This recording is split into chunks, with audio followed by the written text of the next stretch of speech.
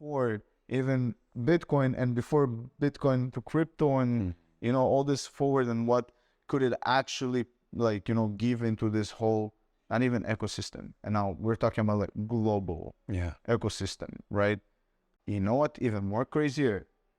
So like all this flare gases that we've been burning Texas, for like years, literally just burning gas that just nonstop coming off the ground.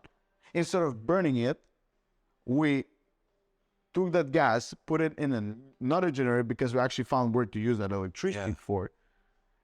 And not just that, but like putting carbon filters to capture the carbon, you know, and produce even more cleaner air coming.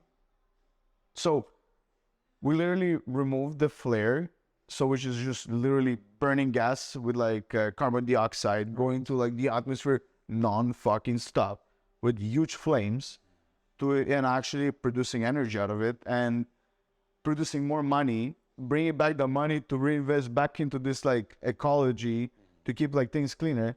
And it's just like fucking morons coming up and saying like it's like you know, it's bad for the environment, it's overused. Like that is the biggest lie that is like hoax that is existing right now around it.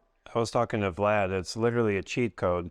The fact that you need to produce electricity to have like a city or a village or a community to be safe, to have heating, to be able to cook their food, to be able to like live how we get to live in America and other places that have good opportunity.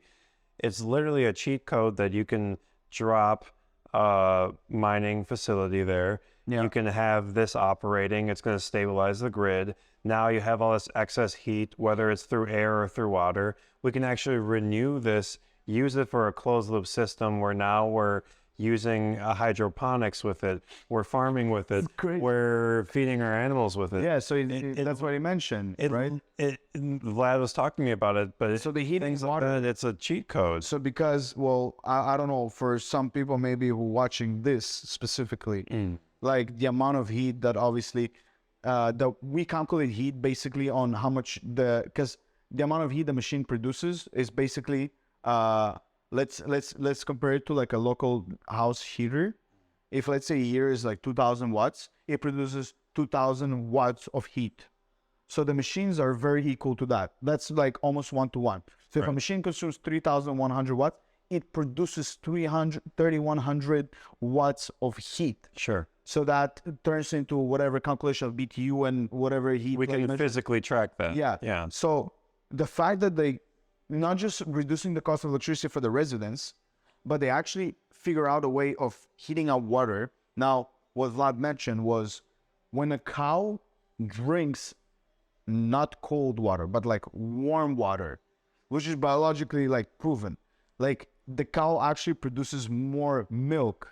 So like from Bitcoin mining, electricity use to a cow eating, like drinking warmer water makes him create more milk. And just the fact that this local farmer, if he could produce 1 ton of milk or 1000 liters, let's say, of milk per month, he now can probably produce twice as much. Wow. So, I mean, from making $1,000 a month, he now, the same farmer makes $2,000 a month. Rough calculation, not based on facts right now. Yeah, but they we're not checking. More. It's about the point. Yeah, we don't have a Jeremy here, you know, to go check it out. But yeah, Jeremy and Angela. So, but the fact that they actually can produce a lot more, and not just that, they mix the warm water with like the food that they're eating, and it just helps them digest it faster. It's a lot better for the cow. It's an animal still. It's still a living thing. So,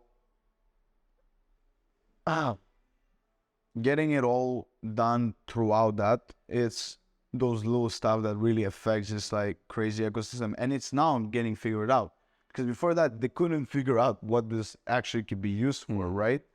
But like, if it's flare gas, right? If it's farming, we also went on top of that fact that we do greenhouses.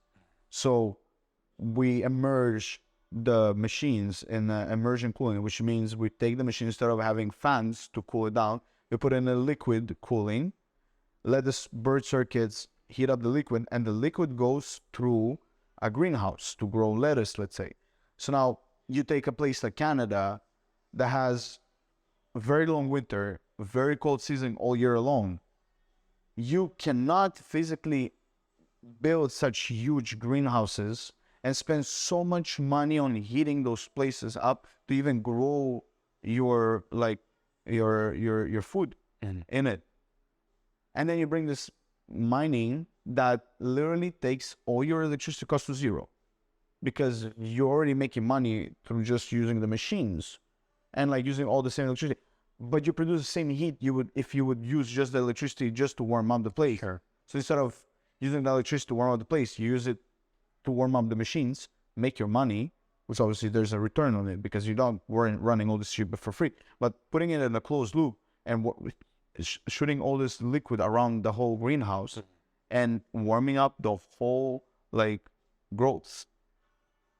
And like you realize now I can run all winter long in a much larger scale for free.